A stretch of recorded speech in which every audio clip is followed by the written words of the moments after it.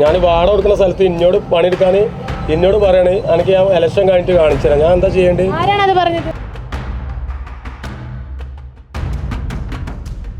ഞാൻ ഓട്ടോ മെക്കാനിക്കാണ്. ഇതാണ് എൻ്റെ റൂം. ഇതിൻ്റെ ബാക്കിലാണ് എനിക്ക് വണ്ടി പാർക്ക് ചെയ്യാനുള്ള സ്ഥലം. ഞാൻ വാടക കൊടുക്കുന്ന സ്ഥലമാണ്. എൻ്റെ ഷെഡ് ഉണ്ട് ഇതിൻ്റെ ബാക്കിൽ. അതുവരെ കുത്തി മറിച്ചിട്ടിരിക്കും. അപ്പോൾ ഇവർ നെട്ടിക്കാണ് എന്നോട് ചീത്ത പറയണം. എങ്ങനെ എനിക്ക് ഞാൻ കാണിച്ചു തരാം ഇലക്ഷൻ കഴിഞ്ഞിട്ട്. എന്ത് കാണിക്കാനാ?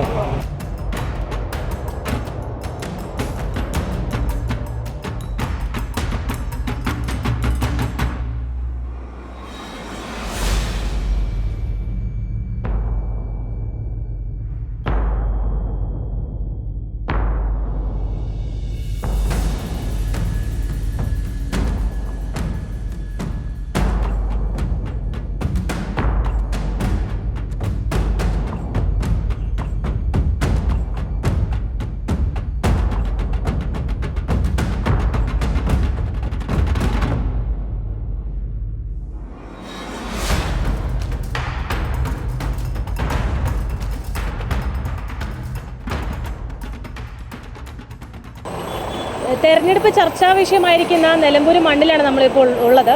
ഇവിടെ ഇപ്പോൾ തെരഞ്ഞെടുപ്പുമായി ബന്ധപ്പെട്ട് ഒരുപാട് ഇപ്പോൾ റോഡ് ഷോകളോ അല്ലെങ്കിൽ അതൊക്കെ നടന്നു കഴിഞ്ഞു. അപ്പോൾ ഇതുമായിട്ട് ബന്ധപ്പെട്ട് ഇവിടെയുള്ള കടകളിലെ ആൾക്കാർക്ക് ഏതെങ്കിലും തരത്തിലൊരു ബുദ്ധിമുട്ടുണ്ടോ? അല്ലെങ്കിൽ ഈ നേതാക്കളുടെ വണ്ടി കാരണമോ അല്ലെങ്കിൽ അതൊരു തടസ്സം സൃഷ്ടിക്കുന്നുണ്ടോ ഈ തെരഞ്ഞെടുപ്പ്? ഇവിടെയുള്ള സാധാരണ കടകൾക്ക് ഉള്ളിൽ ജോലി ചെയ്യുന്ന ആൾക്കാർക്ക് അങ്ങനെ ഒരു തടസ്സം ഉണ്ടോ? നമുക്കൊന്ന് ചോദിച്ചു നോക്കാം നേരിട്ട്. എനിക്ക് നല്ല ബുദ്ധിമുട്ടുണ്ട്. ഞാൻ ഒരു പാർട്ടി നിന്നല്ല ഞാൻ പറയണേ. എൻ്റെ നിഷ്പക്ഷമായിട്ട് പറയാം. ഞാൻ വാടക കൊടുത്ത് നിൽക്കുന്ന ആളാണ്. 8000 റുപ്യ വാടക കൊടുത്ത് നിൽക്കണം. ഇതിൻ്റെ ബാക്കിലൊരു കടയുണ്ട്, സ്ക്രാപ്പിൻ്റെ കട. ഞങ്ങൾക്ക് ബുദ്ധിമുട്ട് എന്താണെന്ന് പറഞ്ഞാൽ ഞങ്ങൾ വണ്ടി പാർക്ക് ചെയ്യുന്ന സ്ഥലമുണ്ട് ഇതിൻ്റെ ബാക്കിൽ.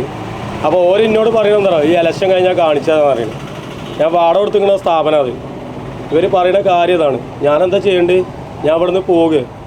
ഞാൻ സ്ഥിരമായിട്ട് ഇവിടെ എല്ലാ ആളാണ്.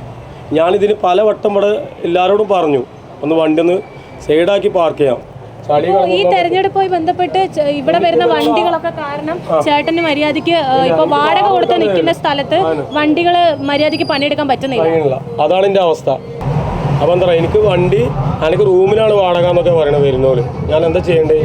ആര്യടൻ ഷൗക്കത്തിന്റെ തെരഞ്ഞെടുപ്പുമായി ബന്ധപ്പെട്ട് ഇവിടെ അടുത്തുള്ള കടകളിലെ ജോലി ചെയ്യുന്നവർക്ക് അല്ലെങ്കിൽ അടുത്തുള്ള കടകൾ വാടകയ്ക്കെടുത്ത് ഉപജീവനം നടത്തുന്നവർക്ക് ഒരു തരത്തിലുള്ള ബുദ്ധിമുട്ടാണ് ഇപ്പോൾ ചേട്ടൻ പറഞ്ഞിരിക്കുന്നത്.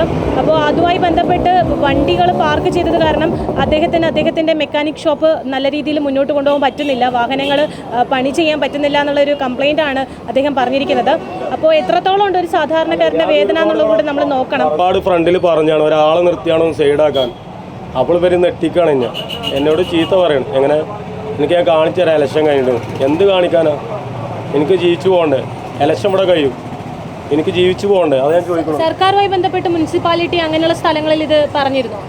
അങ്ങനെയൊന്നും ഞാൻ ഇടപെട്ടിട്ടില്ല. ഇടപെടേണ്ട ആവശ്യമില്ല. നമ്മൾ മനുഷ്യന്മാരല്ലേ. ഒരു നിർത്തിക്കോട്ടെ, വണ്ടി നിർത്തിക്കോട്ടെ, ബാക്കിൽ ഒന്ന് ഒതുക്കി നിർത്താൻ പറഞ്ഞാലും അതിന് എന്നോട് പറയുന്നതാണ് എന്ത്, എനിക്ക് ഇലക്ഷൻ കഴിഞ്ഞിട്ട് കാണിച്ചു തരാം. എന്ത് കാണിക്കാനാണ്?